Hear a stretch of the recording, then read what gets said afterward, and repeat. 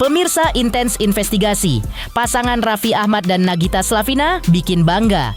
Keduanya mencetak rekor fantastis di dunia platform digital karena mereka berhasil menempati posisi followers terbanyak nomor 1 di Indonesia dengan total 77 juta followers. Bahkan, di tingkat dunia pun prestasi keduanya diakui menempati posisi ke-62.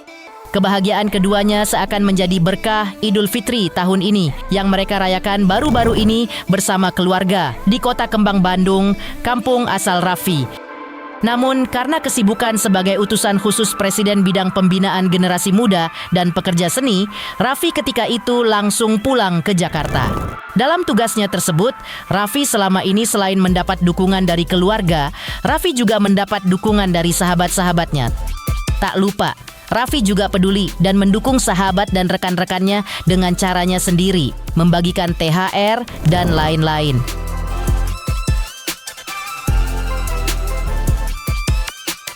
Dan Raffi Ahmad juga terlihat merayakan kebahagiaan Hari Raya Idul Fitri bersama Menteri Sekretaris Kabinet Teddy Indrawijaya sambil menikmati menu gultik di kawasan Jakarta Selatan. Pemirsa, bersama Intens Investigasi, kami hadirkan kabar terkini, terpercaya, dan teraktual. Tetapi sebelumnya, jangan lupa untuk like, subscribe, dan juga share channel YouTube ini.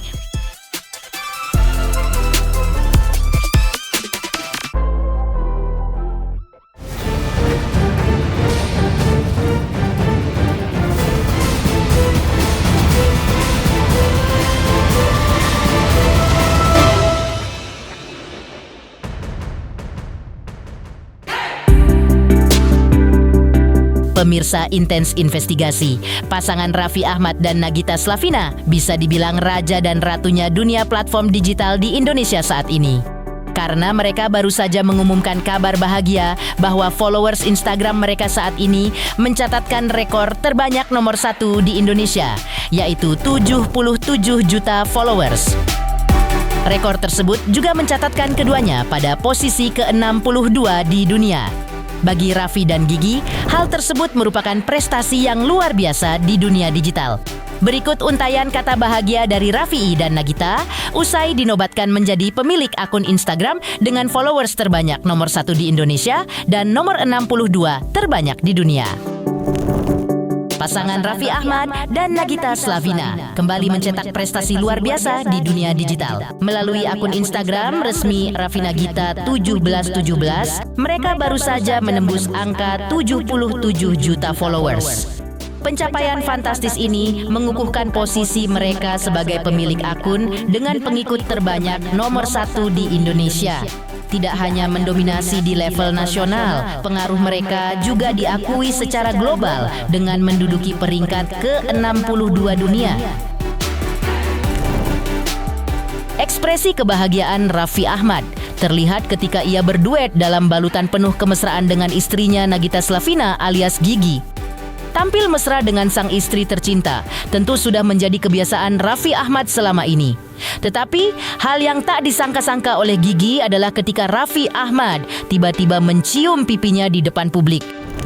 Sontak hal itu membuat Gigi merasa senang, namun juga merasa salah tingkah. Kebahagiaan Raffi Ahmad juga terlihat dalam perayaan Idul Fitri baru-baru ini di Jakarta. Raffi terlihat begitu merakyat, berbaur dengan masyarakat. Hal itu terlihat jelas ketika ia menemani Menteri Sekretaris Kabinet Teddy Indrawijaya sambil bersama-sama menikmati menu gultik di daerah Jakarta Selatan. Saat tengah mencicipi menu gultik, Raffi Ahmad tetap meladeni masyarakat yang mengelilinginya untuk meminta foto bersama.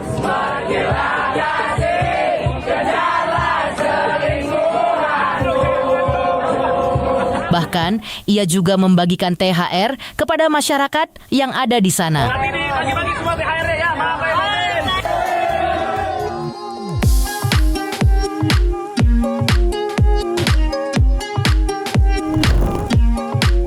Sebelumnya, Raffi Ahmad dan Nagita Slavina larut dalam kebahagiaan merayakan Hari Raya Idul Fitri bersama keluarga besar mereka di Bandung.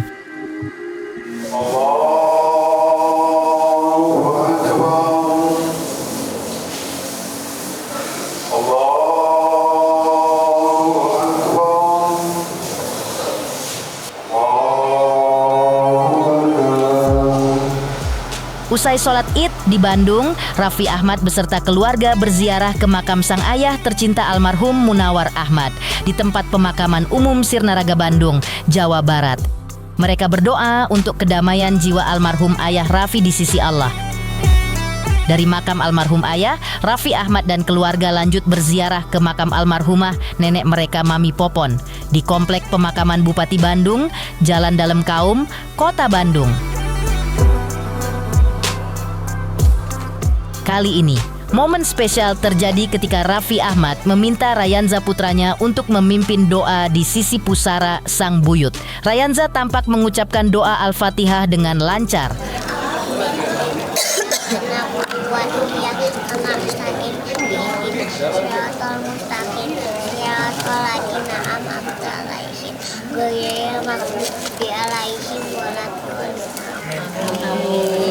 Bilang Mami, Assalamualaikum. Assalamualaikum, ada aja di sini gitu.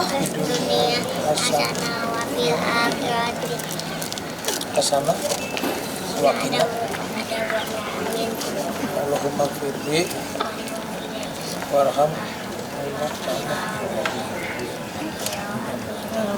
Ya aja mimpin doa, belajar dari kecil supaya pintar.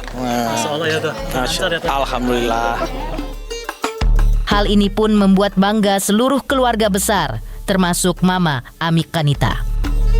Ya alhamdulillah, ya belajar gitu ketika kita lagi ziarah, ya anak sekecil Rayanza, maksudnya ya membaca Al-Fatihah minimal untuk yang sudah meninggalkan kita gitu.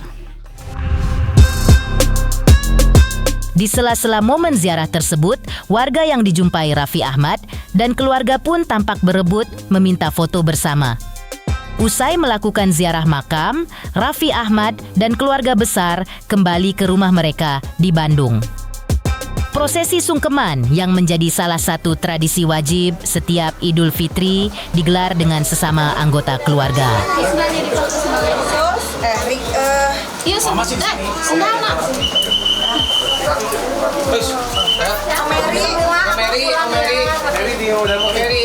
Iya, sungkeman juga tadi ya, anak seperti biasalah, anak ibu.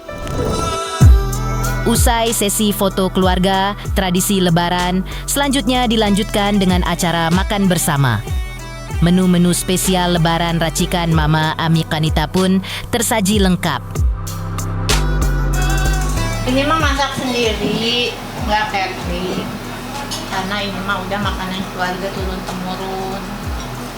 Jadi ya udah masak sendiri, sambal goreng api, opor ayam, gulai. Ini Raffi mau basok katanya, sebentar ya. Raffi mau basok ini ayamnya. Nah, ini makanannya ada lidah, ada kayaknya masakan Mama Ami. Ada lidah, ada bakso. Coba lidahnya dulu aja ya. Makan lidah baru mungkin makan bakso. Terus itu kita jalan lagi. Ya makan aja, pasti seperti biasa makan, kumpul-kumpul sama keluarga gitu. Tapi karena waktu yang terbatas jadi kita harus cepat-cepat. Kebahagiaan Raffi Ahmad dan Nagita Slavina pada momen Idul Fitri kali ini juga dirasakan ibunda Raffi, yaitu Mama Ami Kanita. Secara eksklusif kepada tim Intens Investigasi, Mama Ami Kanita menjelaskan prosesi di hari Idul Fitri yang ia rayakan di Bandung bersama Raffi Ahmad dan seluruh keluarga besarnya. Namun, ia juga menjelaskan bahwa karena kesibukan putra sulungnya, Raffi Ahmad langsung bergegas kembali ke Jakarta pada hari itu juga. Nggak ada yang berbeda sih, memang dari tahun ke tahun seperti ini. Karena kita memang orang Bandung, jadi ya pengennya kalau Idul Fitri tuh ngumpulnya di Bandung, karena kan ya budaya juga kita ziarah ke makam gitu. Cuma semuanya karena semua udah sibuk, punya acara masing-masing. Jadi apalagi Raffi, jadi seininya aja setelah sholat Id ke makam makan bersama, Raffi juga udah langsung pulang ke Jakarta gitu. Nanas juga nanti mau ke makam juga kan, makam mamanya JJ almarhumah gitu. Di masakannya itu aja sih sebenarnya. Opor ayam, gulai daging, lidah. ya sayur walu, cabai hijau gitu aja sih. Cuma ya emang hari-hari juga nggak pernah bikinnya lebaran aja gitu. Wajib itu. Udah wajib, selalu ditunggu-tunggu ya, makan opor masakan mama itu setahun sekali. Iya, Mama, masaknya juga lebaran.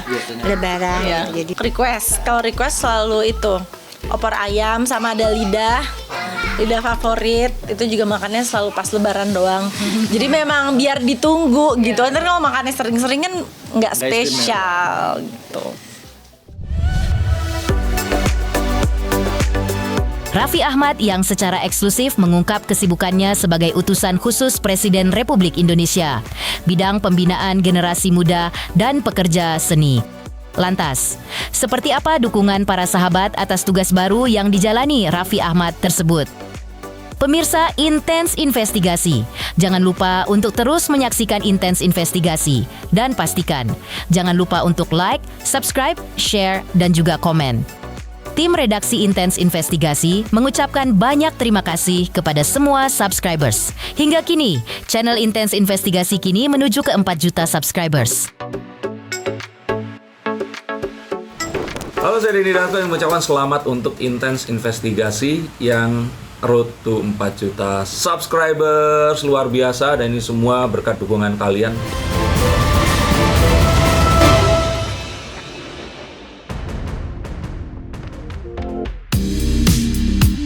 Pemirsa Intens Investigasi, Raffi Ahmad sebelumnya secara eksklusif kepada tim Intens Investigasi mengaku bangga dan bahagia ketika ditunjuk menjadi utusan khusus Presiden Prabowo Subianto bidang pembinaan generasi muda dan pekerja seni.